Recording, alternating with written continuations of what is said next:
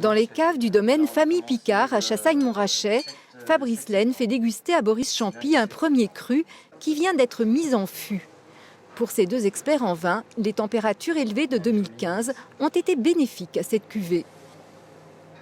Ce vin présente une très belle note de maturité, donc il y a de la richesse, il y a un fruité très important, qui est la caractéristique des grands millésimes en Bourgogne. Quand on reprend les millésimes de légende, on a le millésime 2005, on a le millésime 90, on a le millésime 76, 71. C'était des étés plutôt ensoleillés, plutôt secs. Dans l'immédiat, le réchauffement climatique ne serait donc pas une menace pour la qualité des grands vins rouges de Bourgogne. Au contraire.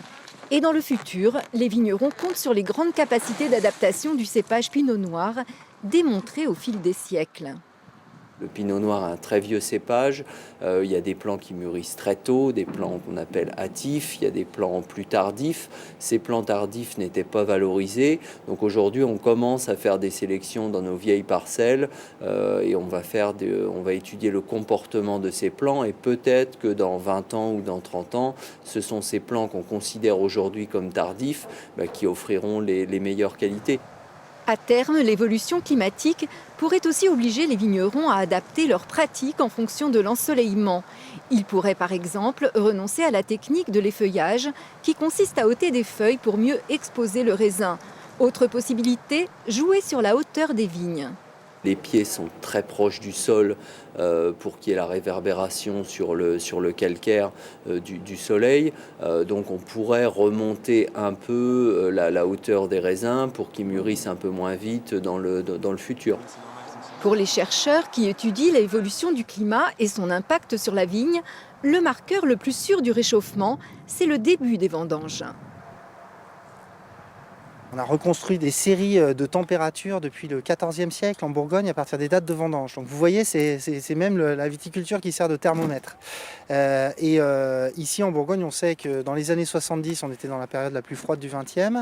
Aujourd'hui, on a gagné à peu près 1,4 degré, 1,5 degré en plus. C'est à peu près une quinzaine de jours d'avance sur la date de récolte d'anticipation. Ce que craignent surtout les viticulteurs, ce sont les désordres climatiques comme la grêle qui a déjà frappé plusieurs fois. La poursuite du réchauffement pourrait aussi avoir des conséquences néfastes sur les rendements.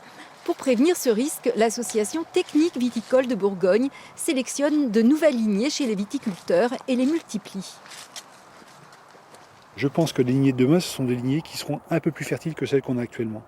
De manière à ce que la perte de rendement qu'on ait notamment par l'évaporation soit compensée par des grappes soit peut-être un peu plus grosses, soit un nombre de grappes un peu plus généreux sur le cep. Une micro-vinification des raisins récoltés sur la parcelle de la TVB permet de vérifier les caractéristiques des vins. L'objectif, veiller à ce que le réchauffement climatique ne nuise pas à terme aux arômes et à la qualité. Il est clair qu'avec le réchauffement climatique, on peut partir très rapidement sur des notes de fruits noirs, des notes de fruits confits. Donc il faut qu'on soit capable de trouver des clones qui permettent de garder cette typicité de fruits rouges. Sur le plan de l'acidité, c'est pareil. On sait que les années avec des conditions climatiques plutôt estivales ou méridionales se traduisent par des chutes d'acidité. Donc vérifier qu'on est sur des lignées ou des clones qui ont un potentiel acide qui ne sera pas détérioré par les conditions météo.